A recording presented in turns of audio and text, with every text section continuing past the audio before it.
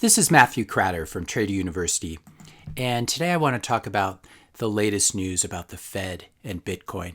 One of the Fed presidents actually coming out and saying that Bitcoin is a store of value.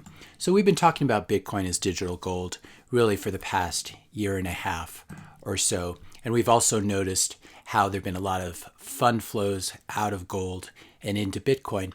And my hypothesis here is that Bitcoin is becoming the new universal store of value and is stealing market share from gold. Bitcoin is easier to send, it's easier to receive, it's much easier to store and custody, and so it does a lot of things better than gold. But in this amazing news, we now have one of the members of the Fed.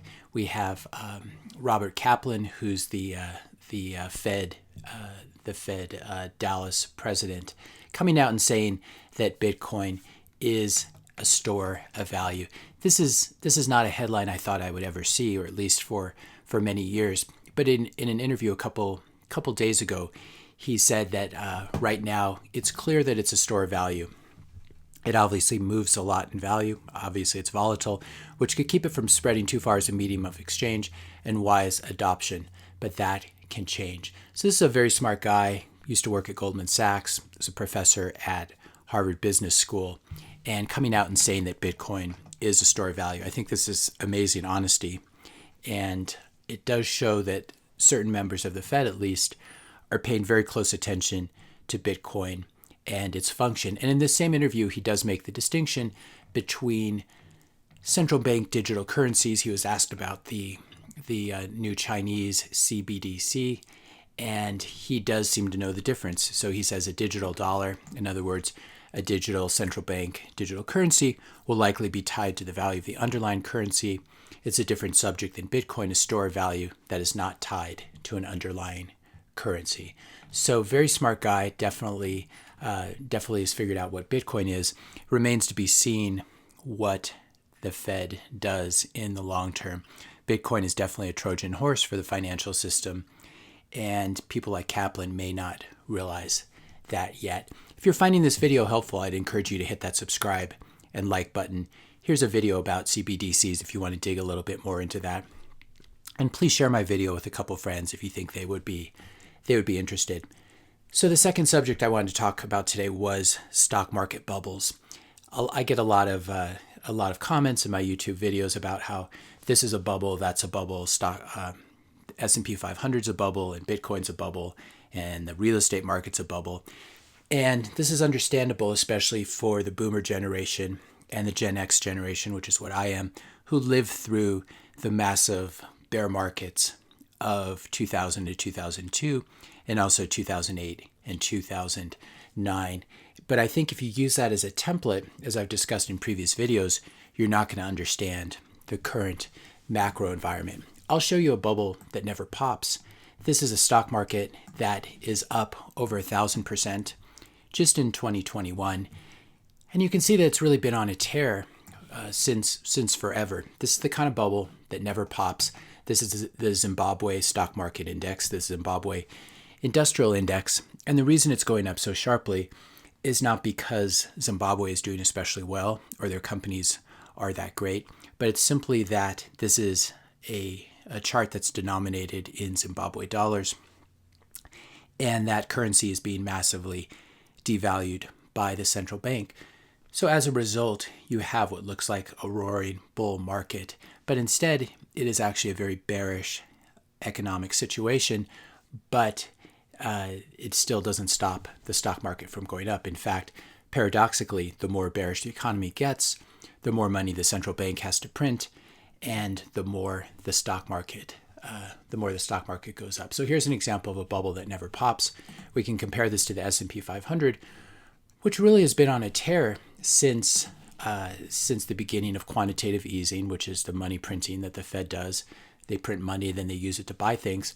Really, we've had obviously the COVID hiccup, which was a violent downturn, but it also reversed itself. It was a V recovery very quickly, and now we're trading at new all-time highs. So I would suggest that this is actually what we're seeing. Obviously, the U.S. is not Zimbabwe. We still have a lot of rule of law.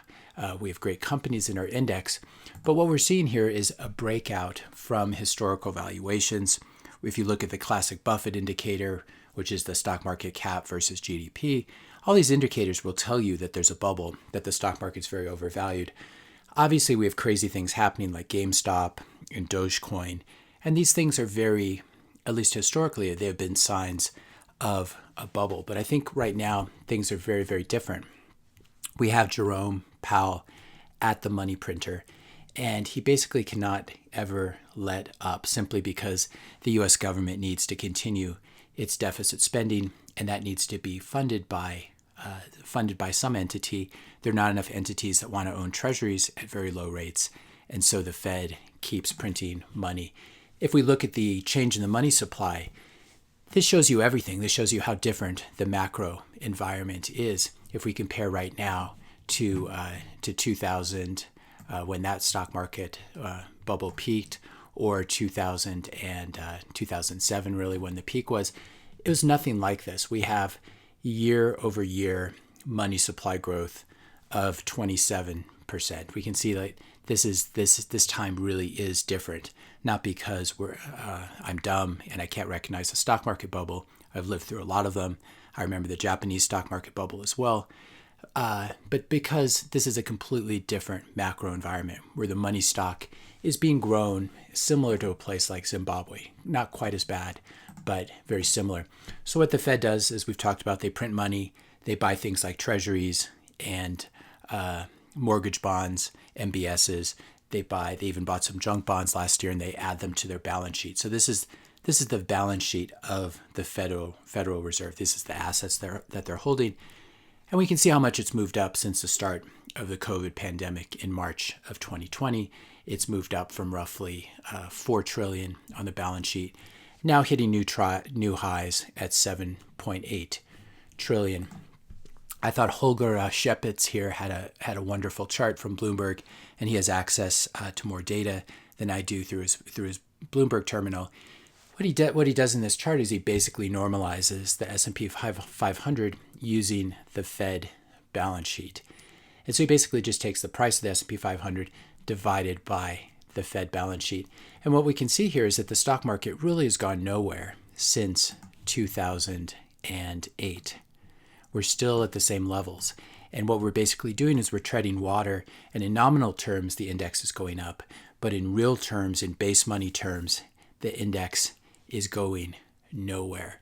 And so we're in a very, very different environment than we were in, call it 1970 to 2000. Ever since really 2000, the S&P 500 has been completely manipulated by Fed policy, by unnaturally low interest rates, and by money printing.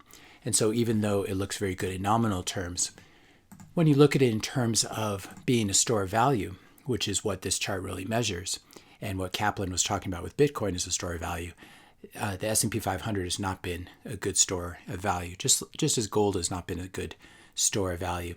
Bitcoin, if I could put this chart in Bitcoin terms, Bitcoin is obviously, the chart is upwards and sloping to the right, even if you normalize it by money supply growth or Fed balance sheet growth. So I think this is the very important thing to remember.